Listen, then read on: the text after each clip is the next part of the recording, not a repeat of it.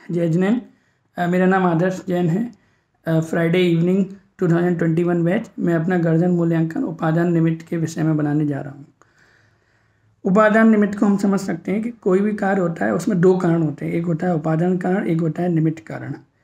तो जो स्वयं कार्य रूप परिणमित होता है वो उपादान कारण होता है, और उस कार्य के होने में जिस पे अनुकूल होने का आरोप आता है वो उसका निमित्त कारण होता है। जैसे कि मान लीजिए रोटी बनती है, तो रोटी बनने में आटा जो है वो स्वयं रोटी रूप परिणमित हुआ तो वो उसका उपादान कारण है। और उसमें जैसे मम्मी ने चकले में रोटी बेली, लोई बनाई, वो उसके सब निमित्त कारण है, पर परिणमन जो है आटे का ही रोटी रूप में हुआ है, इसलिए वही उसका उपादान कारण है। निमित्त कार्य का कर्ता नहीं होता, कार्य अपनी योग्यता के अनुसार होता है। जैसा योग्यता के अनुसार कार्य होने का परिणमन होता है वैसे ही निमित्त बाहर में मिल जाते हैं। निमित्त को कहीं से जुटाना नहीं पड़ता, ऑटोमेटिक वैसे ही निमित्त मिलते हैं जैसा कार्य होना चाहता है।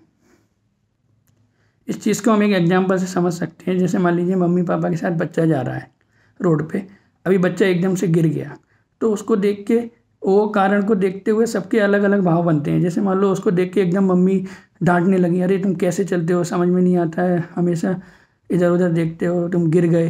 पापा एकदम से उसको गिरता हुआ देख के घबरा गए, अरे कहीं लगी तो नहीं। और मान लीजिए कुछ छोटे बच्चे जा रहे हैं, वो हंसने लगे, अरे देखो कैसा है, गिर गया। तो इसमें क्या है, वही कारण से सबका अलग अलग परिणमन हुआ। अब मान लीजिए मम्मी की क्रोधावर्णी कसाय का उदय था, इसलिए वही कारण देख के उनको गुस्सा आने लगी।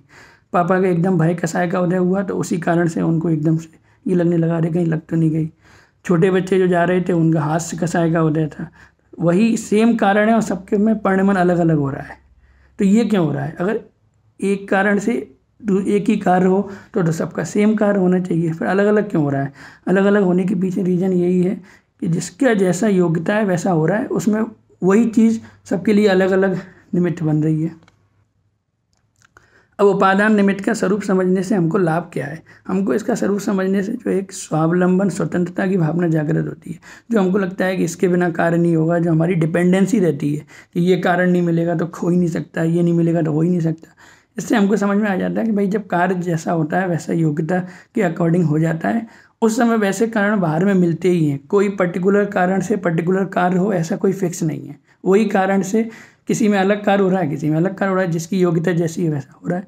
वही अध्यापक स्कूल में पढ़ा रहे हैं, कुछ बच्चे पास हो रहे हैं, कुछ फेल हो रहे हैं। जिसकी पास होने की योग्यता है वो उसी पढ़ के पास हो जा रहा है, और जो वहाँ पे पढ़ने के बावजूद भी फेल हो रहा है तो वो उस पर पढ़ता ही नहीं है, वो खेलने में लगा रहता है, क्योंकि उसकी योग्यता वैसी ही है परिणमान होने की। तो ये बहुत ही गंभीर विषय है जैन धर्म का। अगर हम इसको ठीक से समझें तो हम मोक्ष मार्ग की ओर अग्रसर हो सकते हैं। जय जैन।